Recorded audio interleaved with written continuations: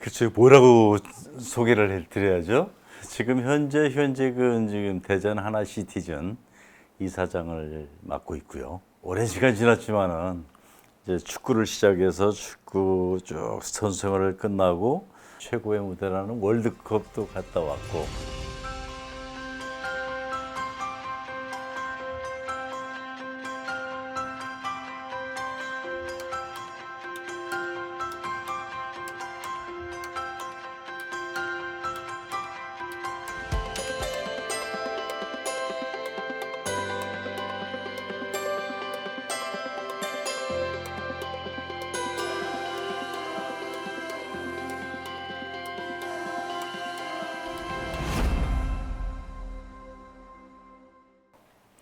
그때 당시에 이제 프로가 없기 때문에 74년도거든요.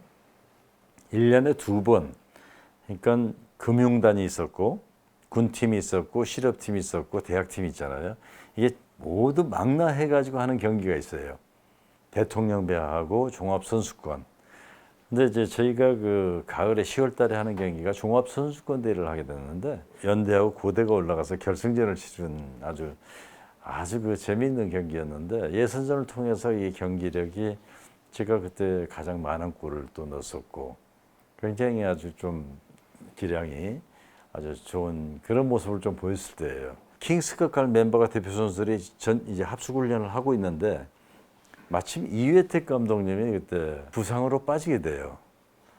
그래가지고 한 명이 이제 그 추가 선발이 되는데 거기에 제가 뽑힌 겁니다. 그래서 이제 대표 선수로 처음. 그러니까 우리 동기들 중에서는 가장 먼저 됐다고 봐야 되나요?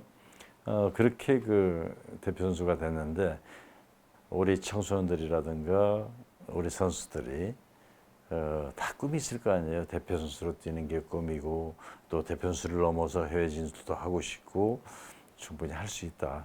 누구나 어떤 그런 꿈을 가지고 목표를 향해서 노력을 한다면 충분히 가능하지 않느냐.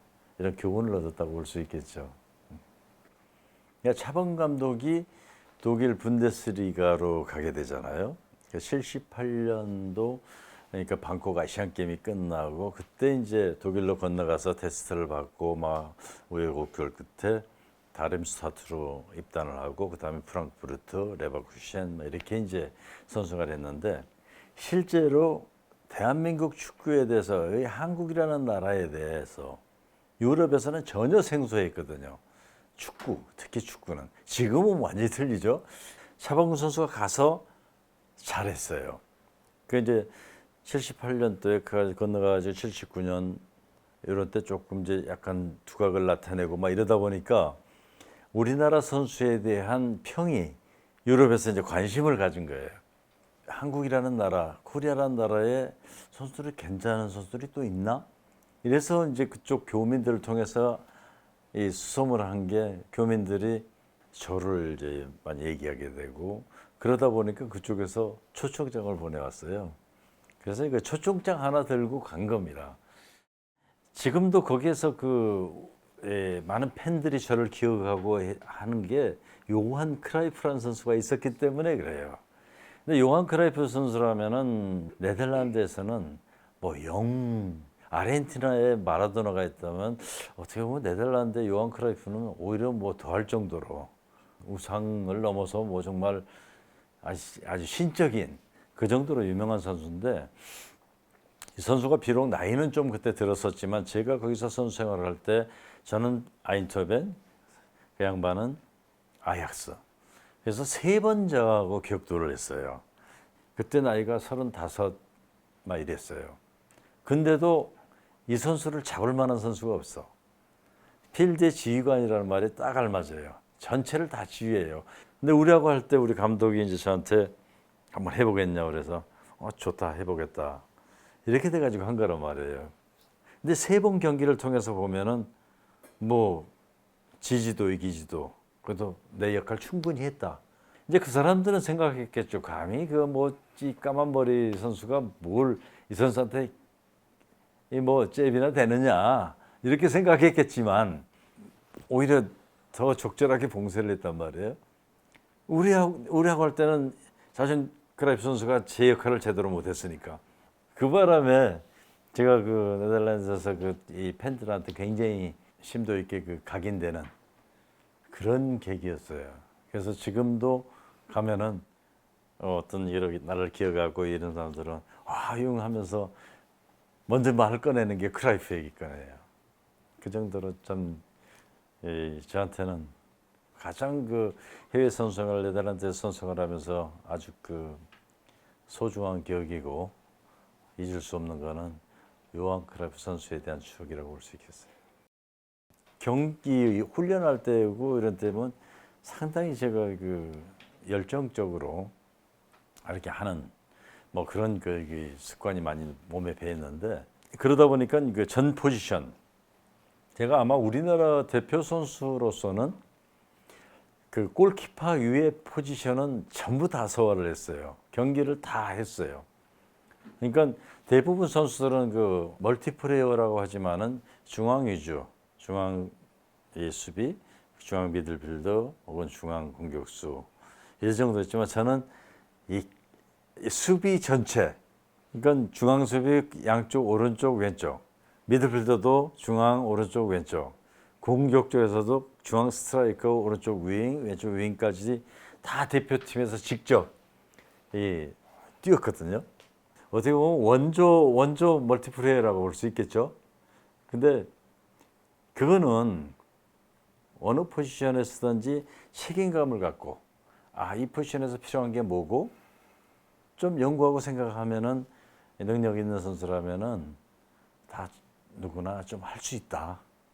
그리고 실제로 현대 축구가 지금 앞으로 가면 보면은 멀티플레이어를 많이 소유한 팀일수록 스쿼드 활용에 굉장히 유리하다는 얘기죠. 다 할 수 있다는 건 그만큼 좋은 자원이 될 수 있다는 거거든요. 그래서 권하고 싶어요. 네. 98년도에 우리나라 상 처음으로 대표 감독 경선을 했어요. 그때 이제 경선 참여를 해가지고 제가 대표 감독으로 선임이 됐는데 올림픽 팀하고 대표팀을 함께 이렇게 같이 이렇게 관리를 하는 그런 이제 시스템이었는데 먼저 그 시드니 올림픽 이 팀들을 집중적으로 좀 조련을 했죠. 근데 사실은 목표는 2002년이었어요. 2002년도에 월드컵에 우리나라에서 하는 월드컵인데 그때 최상의 결과를 얻으려면은 이 선수들이 가나가야 된다. 그래서 이 선수들을 대표팀 경기에도 많이 이 대비를 시키고 이 선수들이 커야 이제 2002년 월드컵에서 우리가 16강에 갈 수 있다. 그때 당시에는 16강이 목표였어요. 그 대표적인 케이스가 이제 그 우리 잘 아시는 박지성, 이영표, 송종구, 김남일, 설기현, 이천수, 최태욱 이런 선수들이에요. 그래서 그 올림픽에 나가서 참 아까워요 지금도.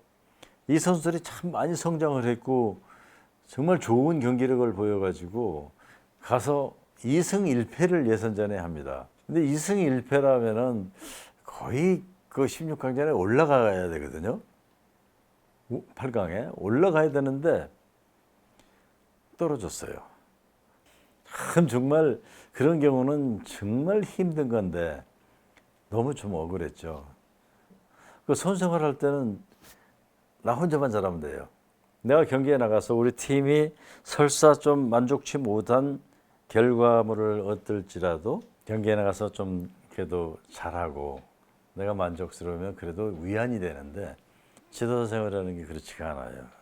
나 혼자보다 전체를 다 봐야 되고 전체 팀을 이끌어가야 되고 참 이런 것들이 또 코치로서는 또 틀리고 감독으로서 또 틀리더라고요.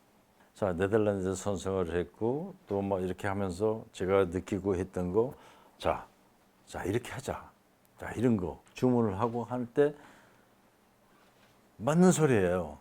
근데 그때 강구한 게 있다면 뭐냐면은 선수들의 그 어떤 받아들이는 자세, 받아들이는 거를 좀 심리적인 면을 좀 생각했어야 된다는 얘기죠. 근데 왜 내 말이 맞는데 왜 안 하는 거냐? 하면 되지 않느냐?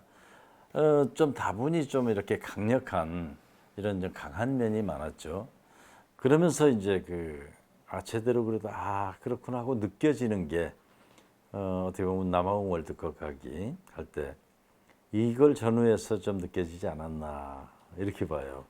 내가 아무리 옳은 얘기를 해도 이 받아들이는 사람이 긍정적으로 받아들이지 않으면 참 아무것도 아니다. 아무리 속으로 참 화가 난다, 마음에 안 든다 하더라도 이걸 그냥 그렇게 표현할 게 아니고 선수하고의 그 어떤 심리적인 요소를 생각해서 어떻게 하면 이게 효과적으로 전달될 수 있나, 어떻게 하면 이게 긍정적으로 받아들이고, 긍정적으로 받아들이면 당연히 하려는 그 마음도 또 생긴단 말이에요.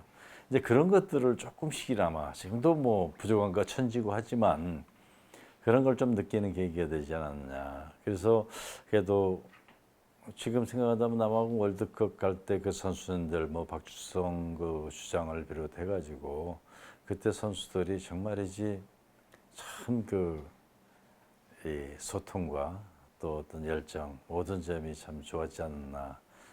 처음에 제가 입단했을 때는 사실 굉장히 다가가기가 쉽지 않은 그런 풍채와 카리스마, 선수들 모두 무서워했습니다. 선수 때 워낙 또 강인한 체력적인 바탕, 또 거친 어떤 이미지가 선수들이 다가가기가 쉽지 않은 이미지였기에 초반에는 선수 모두가 어려워했던 것은 사실입니다.